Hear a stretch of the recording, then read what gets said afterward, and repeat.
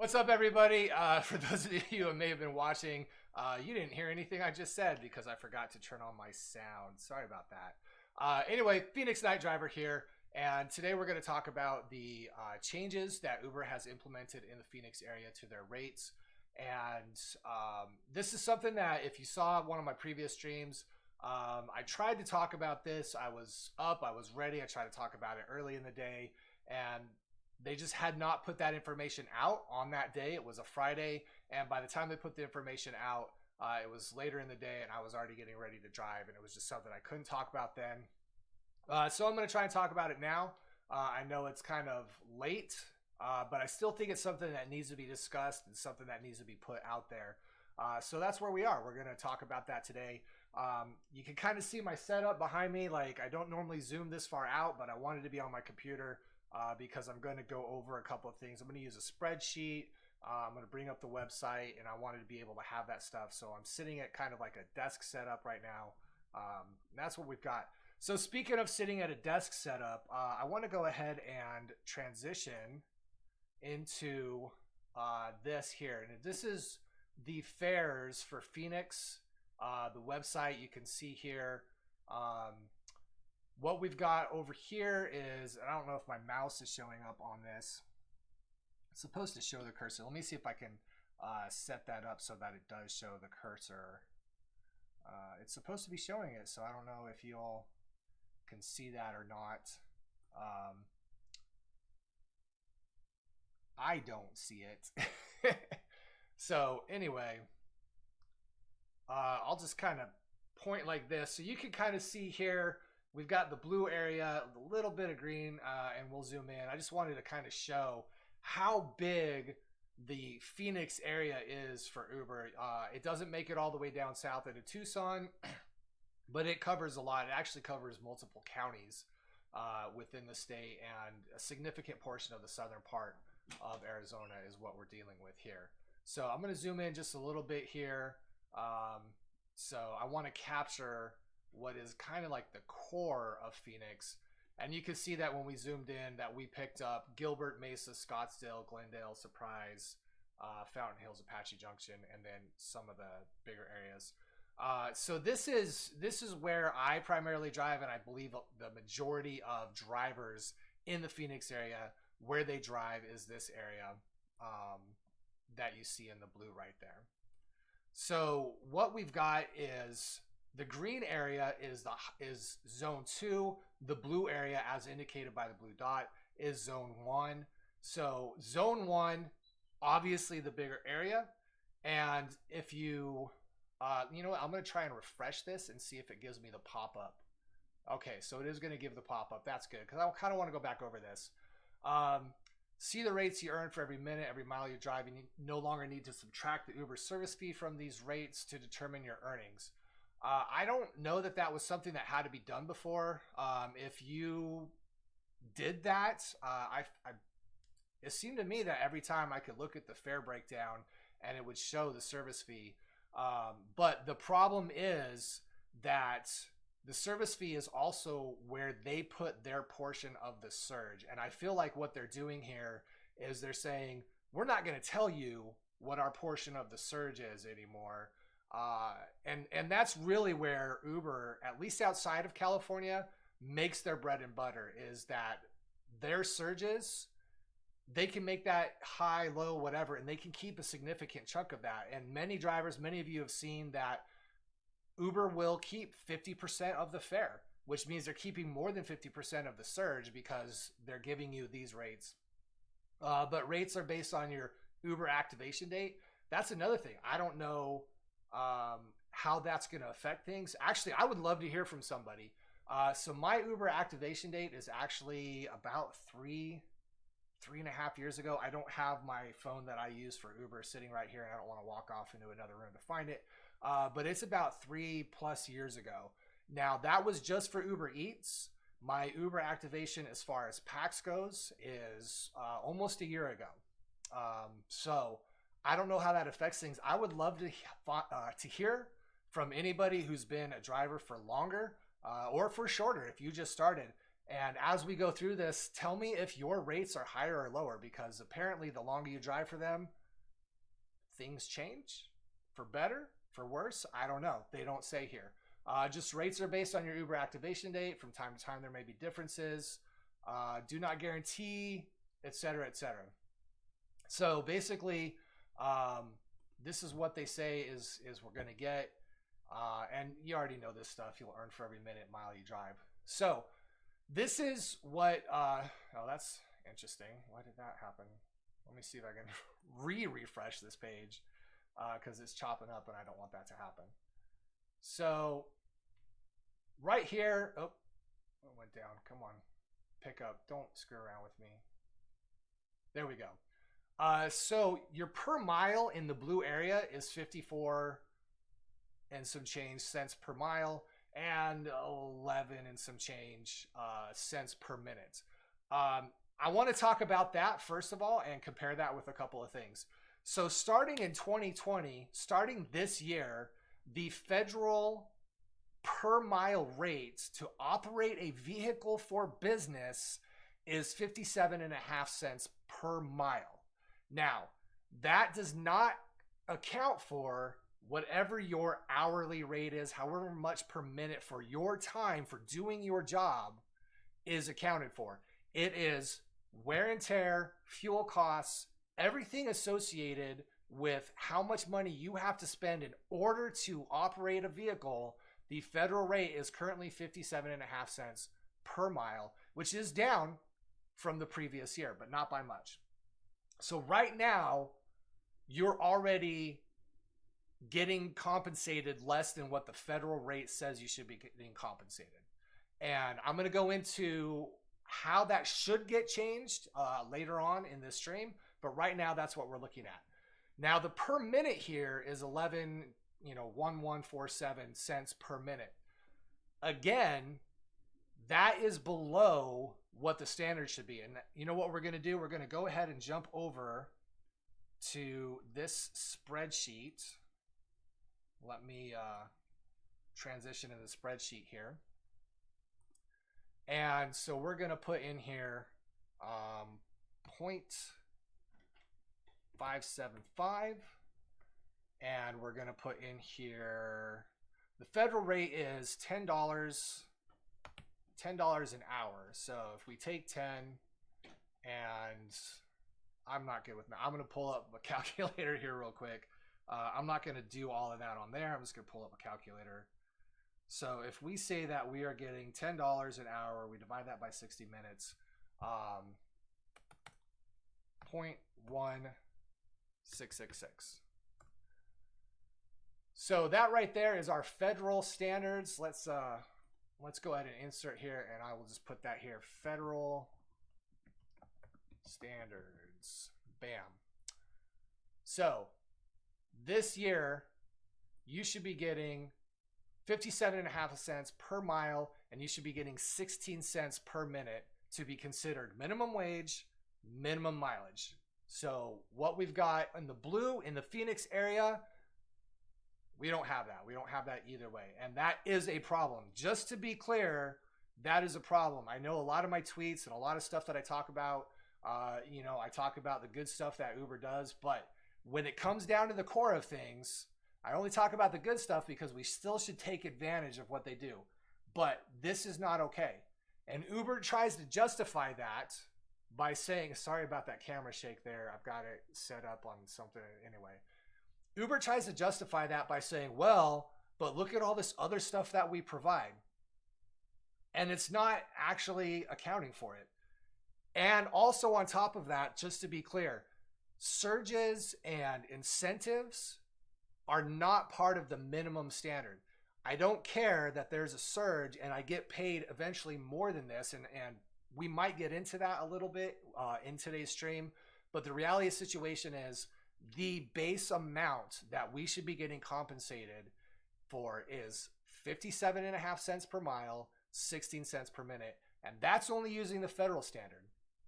Now, here's the thing. In the state of Arizona, its minimum wage is $12 an hour. So that comes out to 20 cents a minute. And we don't have a different mileage that I'm aware of. So what I'm going to do here is I'm going to put a Z standard 0.20. So, and let's just expand this out a bit. So for the state of Arizona, they're still not meeting it. They're not meeting it the federal standard. They're not meeting it at the state standard either. So let's go ahead and put in here what Uber's rate is. 0.5467. 0.5467. Why did that not type? 0.5467 and 11 what? 1147. So 0.1147, and we'll call that Uber zone. Oh my gosh, I can't type. Zone 1. All right. So that's what we've got, and what we're going to do here is we're going to take that and go equals that minus that, and we're going to do, whoops, nope, minus that, enter, and we're going to do equals that minus that, enter, and we're going to do one more, equals that minus that. Bam. So right now, what we're losing, if we drive strictly in the blue zone and we don't ever enter the green zone, what we're losing is we're losing approximately 3 cents, just under 3 cents per mile, which is a lot, and we're losing just over 5 cents per minute. And if you go by the state standards, we're losing about 8.5 cents per minute. So I want to go ahead and kind of point out exactly what that means. Now, I'm not going to get into the gist of things, because one of the things that I'm going to do is I'm going to go ahead and calculate what this will look like if we were being properly compensated for every minute that we're actually doing the job. And I'm going to do this with a lot of generalizations, and I may or may not subtract the fact that you don't get paid unless you go over 10 minutes. It's for long pickup fees, all that kind of stuff. But let's just start making a couple assumptions here just so we can get a picture going in our head.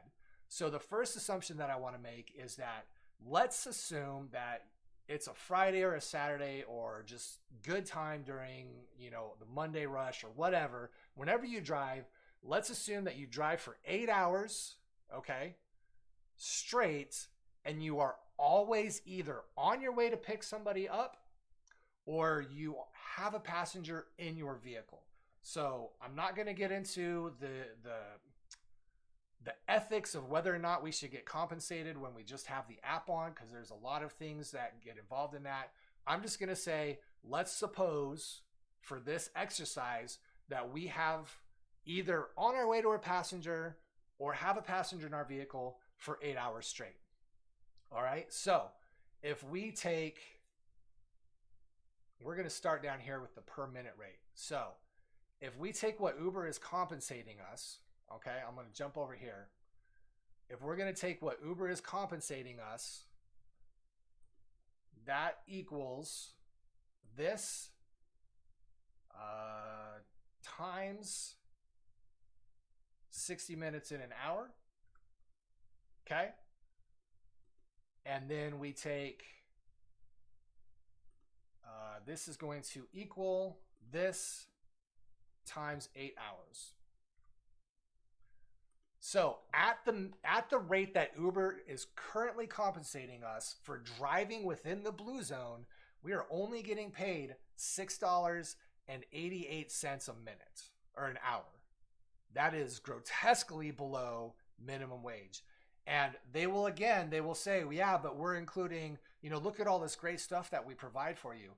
You don't get to count that, Uber. You don't get to count that.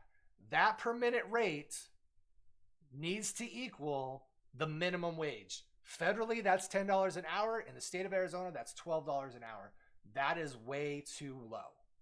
And surges and all of those other stuff, that is extra. That should not be doing it. And what you should be making if you drive straight just for your per minute is a total of $55 for 8 hours. All right. So now on top of that, we're going to call this Uber Zone 1 hourly. And then, so let's say, now here's where it gets kind of tricky. It's easy to go, okay, well, per minute, if you're always either on your way to a passenger or you have a passenger vehicle, you just multiply that times 60.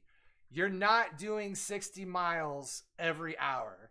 You're not averaging 60 miles every hour because passengers don't live on the edge of the freeway and you pick them up while you're zooming along. So we've got to bring that down. Now, I used to think, and for math purposes, 45 was easy, but I've got, the spreadsheet that can do the math for me. So I feel like 40 miles in an hour is fair. And this is where I'd love to get some input from somebody. If you feel like that's too high or you feel like that's too low, let me know. We can make the adjustments. But right now, what we're going to do is we're going to say that we do 40 miles in an hour. We're going to say that we do 40 miles in an hour. So what Uber is compensating us, so we're going to make this equal that times that. And then we're going to make this equal that plus, I know there's probably an easier way to do this. This is how I'm just going to do it. So in an hour, Uber compensates us $28.75 for an hour. And here's the thing, that is not okay. It sounds like it's okay. $28.75 in an hour, people would love to be able to make that amount of money, except for it does not account for the wear and tear on your vehicle, and it does not account for how much you're supposed to be getting when it's minimum wage. Now, I'm telling people already what they already know. I get it, but I feel like it's important to break this down so that we can kind of see what's going on here. So, and then this is going to equals this times, where are my times going? Times 8. And this will equal that plus that. All right, so in an 8-hour shift, if you have a person in your vehicle or you're on your way to pick up a person, you should make, at the end of the day, $230. Now, that is not taking into consideration the fact that you don't get paid on your way to pick somebody up. I'm going to do a future stream where I'm going to compare Lyft, who also is nowhere near what they should be, Lyft's system of paying you to go pick up a passenger but paying you less per mile and more per minute, versus Uber's system of not paying you unless you go over the long pickup fee, which honestly isn't that common. And I know a lot of people, if they're got to drive too far to pick somebody up, they just don't do it unless they're getting some sort of surge bonus or consecutive ride bonus or whatever. So I'm not going to account for that. Basically, this is what you're looking at. $230 is what you should have at the end of an 8-hour shift. Now, if Uber wants to say, well, we can compensate that with surges and with all this other stuff, that's fine. If you want to calculate that in there, that's fine. Go with whatever you want to do. But let's take a look at what these should be if you're getting compensated properly. All right, so that you have something, so that at the end of the day, with incentives, with consecutive ride bonuses, with all of the other stuff that Uber throws your way, this is what you should be getting federal minimum standard wise. All right, so in an hour, if you're doing 40 miles in an hour, you should have, whoops, no, I'm gonna have to move this a little bit. There we go. You should have this times 60. Oh, nope, sorry. That's not right. Times that. And then this should be this times, oops. Shit. Sorry. 0.1666. Actually, it's 667. So where did we go? I've got too many fields going on here. So that should equal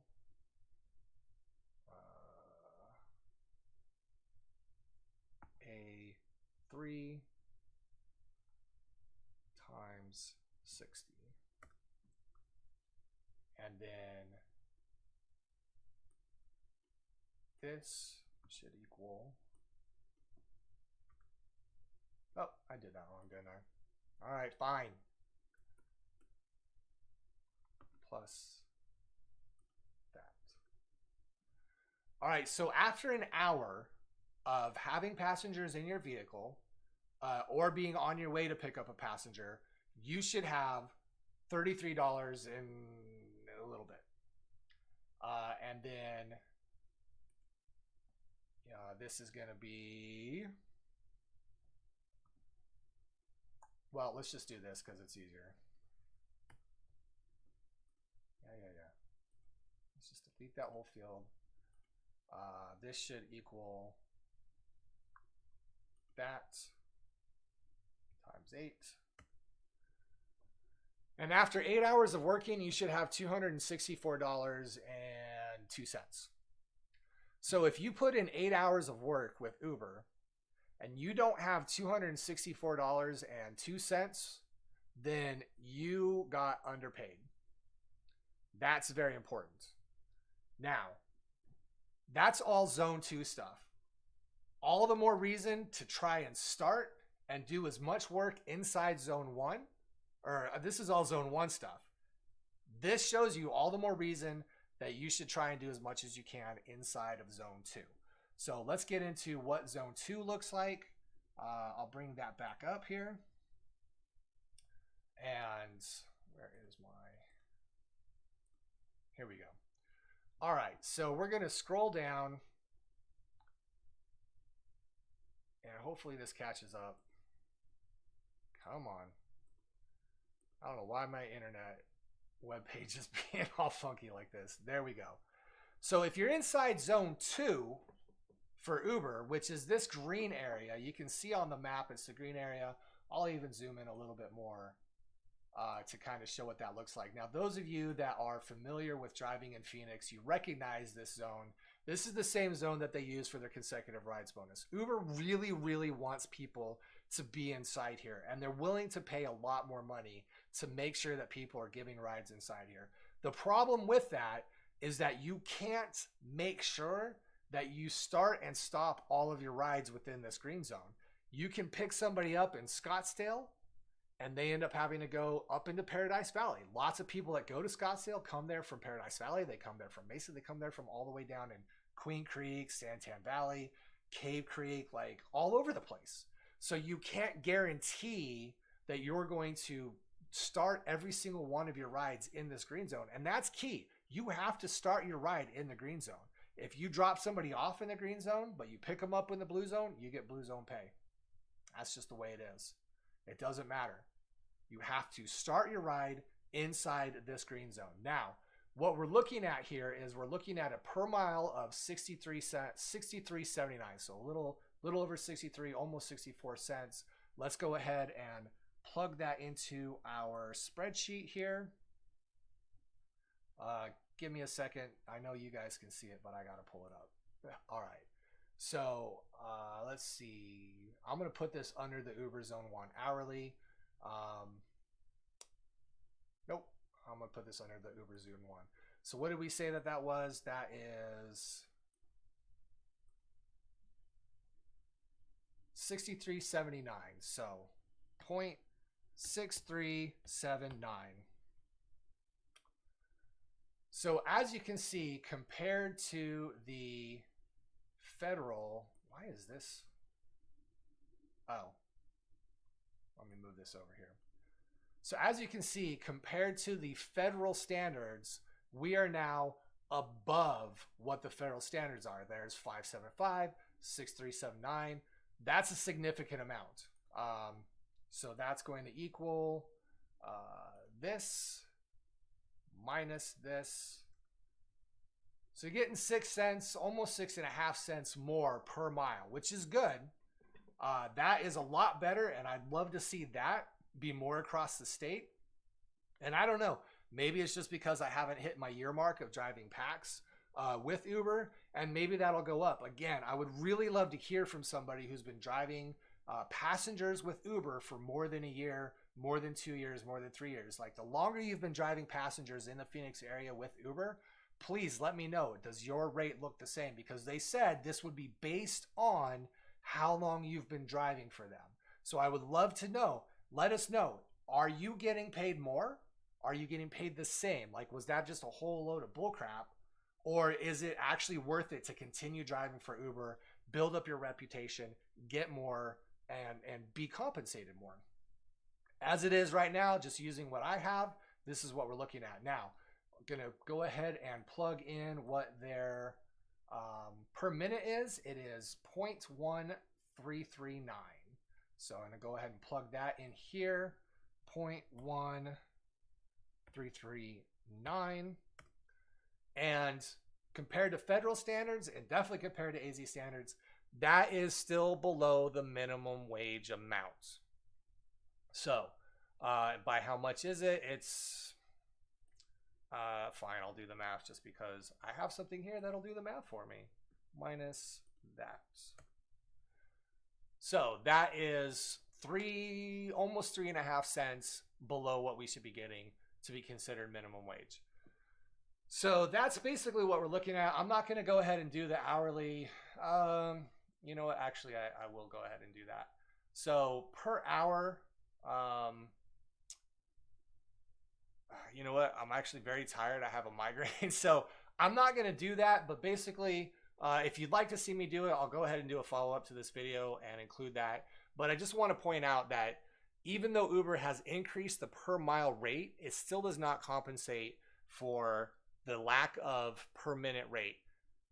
Your fares, your standards, basically what I'll point to is if you start a trip inside of the green zone, just keep in mind, ultimately you should be putting in $33 in an hour.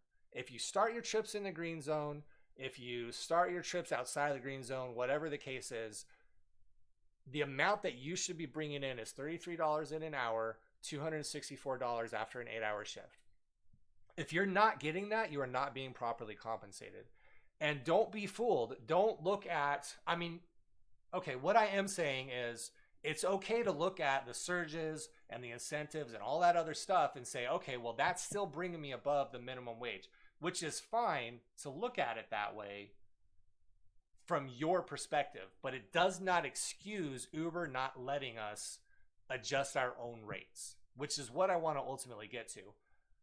All of this stuff that Uber does, offering insurance, offering, accident insurance, and if you get out of work and healthcare, and the stuff they're doing with the coronavirus right now, and having surges and, better incentives than Lyft does, or at least what appears to be better incentives. And I'm going to cover that in a future video too. The differences between all the different incentives that Uber and Lyft offer, and what are the better incentives, what you should really be chasing, and why you should be chasing them if you are going to chase anything. Because the incentives matter based on your market and based on your style of driving and what you're trying to accomplish. But getting back to this, what we need is the ability to control our own per mile and our own per minute rates. Hands down, that needs to be the base. And I've seen a lot on Twitter. I've been tagged a lot in Twitter by people that are like, hey, look at this and look at that. And, all of these new apps that are coming out, there's new apps in Miami and Chicago, New York, and overseas. And I'm not even going to name them all because there's just a lot and I'll probably miss some and someone might get upset by that. But the reality of the situation is it doesn't matter. I don't care what your app is called. I don't care what your gimmick is. I don't care that you're going to have an upfront and keep this and blah, blah, blah, blah, blah. If your app does not provide a driver with the ability to determine what their per mile rate will be and what their per minute rate will be. And if it does not allow the driver to determine how much that driver will receive as a cancellation fee, then your app is not doing it right. It's that simple. If you do not provide drivers the ability to control their independent contractor business, then your app is not doing it right. Uber, you're not doing it right. Lyft, you're not doing it right. It's that simple. And until that happens, I don't care what your gimmicks are. All right, now there's a lot. Like I said, Uber has a lot of incentives to drive for them. Honestly, last Friday when I went driving, I made more than this because of all of the surges and the other incentives but I had to grind in order to equal out to more than what this minimum amount is. And I know that a lot of other drivers have had to do the same. And until we can control our hourly, our per mile and our per minute rates and what our cancellation fee will be, you have not done enough. You have not done what you need to do, what you should do. There's a lot of stuff happening in California where they're making changes to that and they're trying to push for that. But ultimately, this is what needs to happen. We need to control our own minimum, our own per mile rate. We need to control our own per minute rates. Anyway, thanks for watching. I'm going to go ahead and kill this stream now.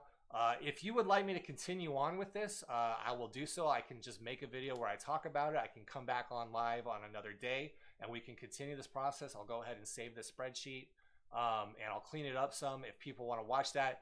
Send me a message on Twitter, PHX Night Driver, or send me a message. Just comment below on this video. Say, hey, I'd like to see this broken down more. I'd like to see what, it looks like when you don't don't include the driving to the passenger, because you lose a lot of money driving towards the passenger. I've done it based on the old rates, and I'm going to tell you right now, you lose a lot of money driving towards the passenger, to the point where in a lot of cases, driving for Lyft is actually better. So I'll break that down in another video as well. Comment below. Don't forget to like this video. Provide your comments, provide your insights. Subscribe to the channel. It helps out. It provides more input and it helps me to get connected with other people. So share all that kind of stuff. Again, thanks for watching. That's all I've got for now. And I keep saying it, but that's all I got. Thank you. Thanks for watching, and don't forget to like this video, subscribe to the channel, and hit that notification button.